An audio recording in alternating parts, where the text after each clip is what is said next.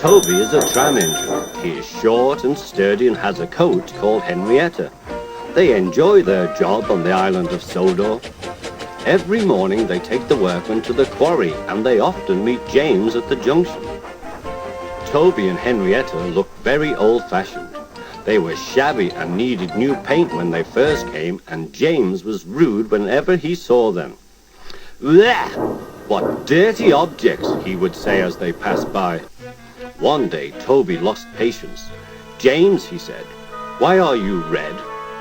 "I am a splendid engine," answered James loftily, "ready for anything. You never see my paint dirty."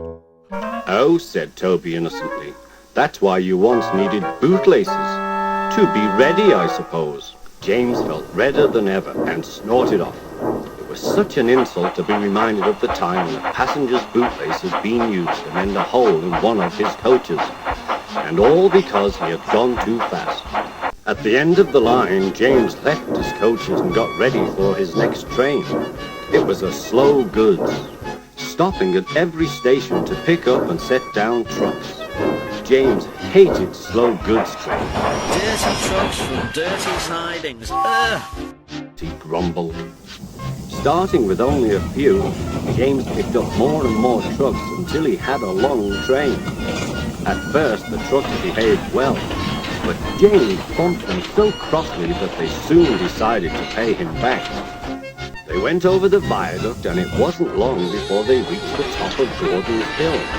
Heavy goods trains should wait there so that the guard can pin down their brakes. It stops the trucks pushing the engines too fast as they go down the hill. James had had an accident with trucks once before on Gordon's Hill. He should have remembered this. "Wait, James, wait," said his driver. But James did not wait. He was too busy thinking about what he would say to Toby when they next met. "Hurrah! Hurrah! Hurrah! Hurrah!" Bang their buffers and pushed James down the hill. The guard tightened his brakes. "On! On!" cried the trucks. "I've got to stop! I've got to stop!" groaned James. They thundered through the station and lurched into the yard. There was a crash. Something sticky splashed all over James. He had run into 2 tar wagons and was black from smoke box to cab.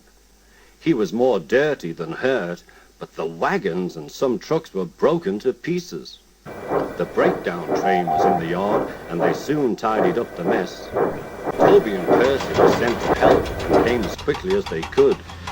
"Look there, Percy," said Toby. "Whatever is that dirty object?" "That's James," replied Percy. "Didn't you know?" "Well, it's James's shape," said Toby. "But James is a splendid red engine, and you never see his paint dirty." James pretended that he hadn't heard. Toby and Percy cleared away the unhurt trucks and helped James home. The fat controller came to meet them. "Well done, Percy and Toby," he said, smiling. He turned to James.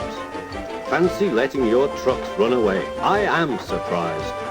You're not fit to be seen. You must be cleaned at once," he said.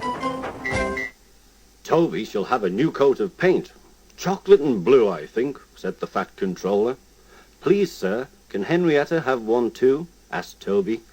"Certainly, Toby," said the fat controller. "She shall have brown like Annie and Clarabelle, Thomas's coaches."